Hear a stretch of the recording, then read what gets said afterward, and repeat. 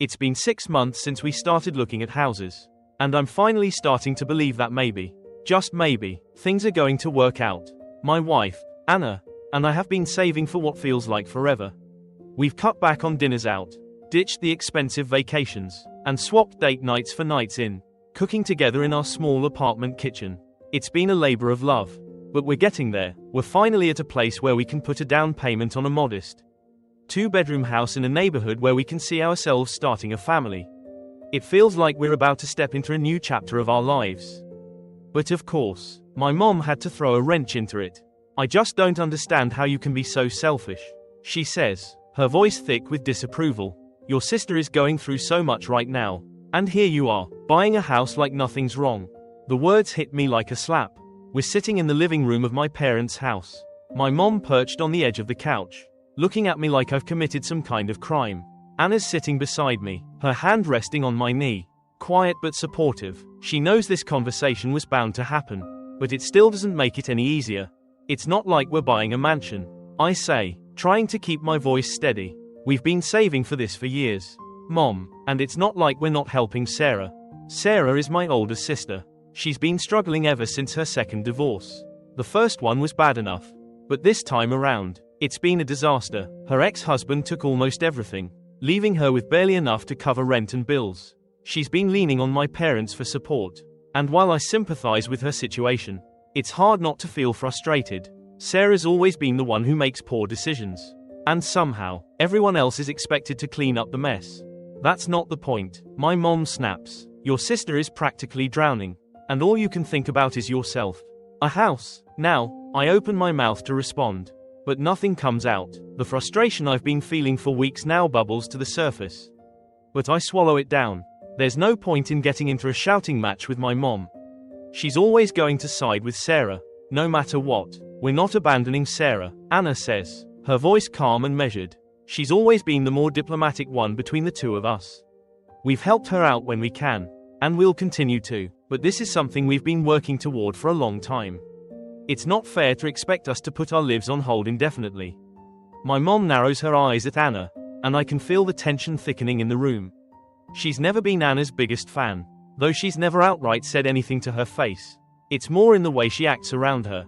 Always distant, never quite warm. In my mom's eyes, Anna's the reason I'm not still at home, taking care of everyone else like I should be. Fair, my mom echoes, like the concept is foreign to her. Life isn't fair, Anna. Your sister is in crisis. She's your family, and that means something. I can feel my chest tightening, the frustration and anger mixing with guilt. I hate feeling like this.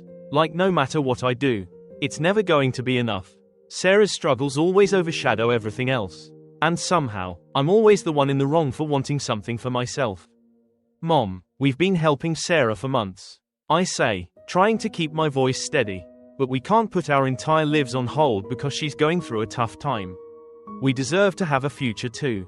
My mom shakes her head, clearly unconvinced. You have no idea what it's like to struggle the way she's struggling.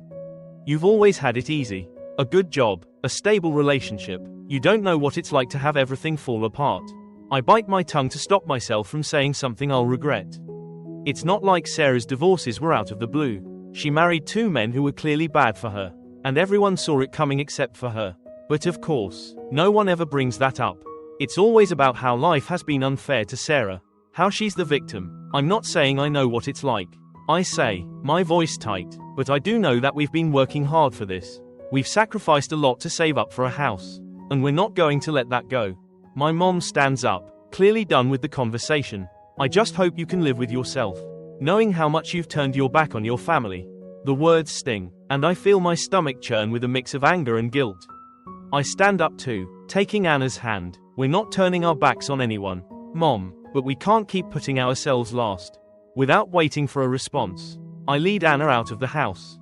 The air outside is cool, and I take a deep breath, trying to calm the storm of emotions swirling inside me.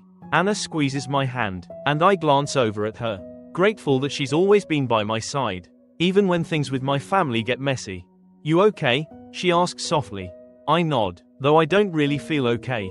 I don't get it. Why is it always like this with them? Why is it always Sarah first? No matter what. Anna doesn't answer right away. She knows how complicated my family can be. And she's been patient with me through all of it. But even she has her limits. It's not fair, she says finally, but that doesn't mean we're wrong for wanting to move forward with our lives. I nod again, though the knot in my chest doesn't ease. I know she's right, we deserve to have our own lives. To make decisions that are best for us. But no matter how much I tell myself that, I can't shake the guilt. Over the next few weeks, the tension with my mom doesn't get any better. Every time I talk to her, she finds some way to bring up Sarah, to remind me that my sister is struggling and that we're being selfish for even thinking about buying a house right now. It starts to wear on me, making me second guess everything. I find myself lying awake at night, wondering if maybe we should hold off on the house. If maybe I am being selfish for wanting something for myself when Sarah's life is in pieces. But Anna keeps me grounded. She reminds me that we've worked hard for this, that we deserve to move forward with our plans. Still, the guilt gnaws at me, a constant weight that I can't shake. Then, one afternoon, I get a call from my sister. I haven't talked to her in weeks. Not since the conversation with my mom. Sarah's been keeping to herself. And I've been doing my best to avoid any more family drama. But when her name flashes on my phone, I know I can't ignore it. "Hey," I say cautiously, answering the call. "Hey," she replies, her voice sounding unusually soft. "Can we talk?" I hesitate for a moment, then nod, even though she can't see me. "Yeah, what's going on?" There's a pause on the other end, and I can hear her take a deep breath. "Look, I know Mom's been on your case about the house," she says finally, and I wanted to say I'm sorry. I blink, surprised. That's not what I expected to hear. "Sorry," I repeat, unsure of where this is going. "Yeah," she continues, "I know things have been hard for me, but that doesn't mean you should put your life on hold. I've been so focused on my own problems that I didn't even realize how much I've been leaning on everyone. I'm sorry." The words take a moment to sink in, and when they do, I feel a weight lift off my shoulders. It's not a complete fix, but it's something. It's an acknowledgement that maybe I'm not the selfish one here after all. "Thanks, Sarah," I say softly. "That means a lot." We talk for a little while longer, and for the first time in a long time, it feels like we're on the same page. Sarah's still struggling, but she's starting to take steps to get her life back on track. And while things with my mom are still tense, I feel like maybe, just maybe, we're turning a corner. A few weeks later, Anna and I close on the house.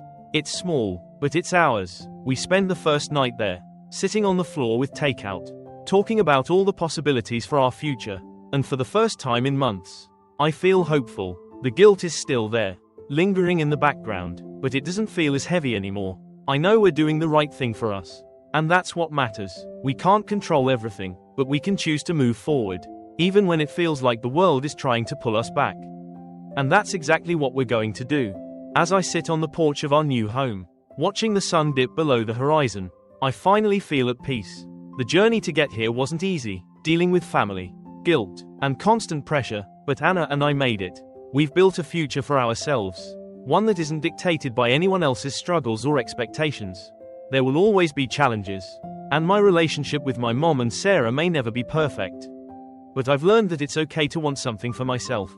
Moving forward doesn't mean abandoning those we care about. It just means finding a balance between helping others and building the life we deserve.